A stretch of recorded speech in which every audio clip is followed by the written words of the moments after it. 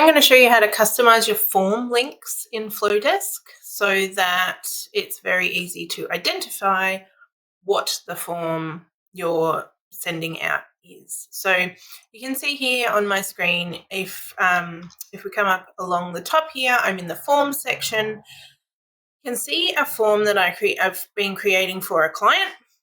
It's just a waitlist form. If you click up here in the right-hand corner, the three little dots, and go to customize link, you will see that this form is auto-generated with numbers and letters, but it is customizable. So if you don't go in and customize this step, your form, the link that you share with people will actually not be identifiable. So all you have to do is click in the edit box here and just name it.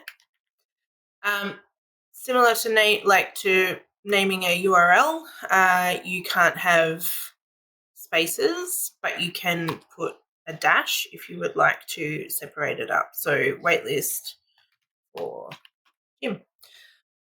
And click save. It's that simple. And then you can see there that that is the URL for the form to share. So as another example here, if I click into here and I go to customize link, you can see already that I've customized this link to my 2025 content template so that it's really easy for me to identify that that's my template link if I want to share it with people. And then obviously when you want to share it with somebody, you just click those three dots and click on get form link, and there it is. That's the full URL. You just click copy and then you can send it however you like. I hope that's been helpful.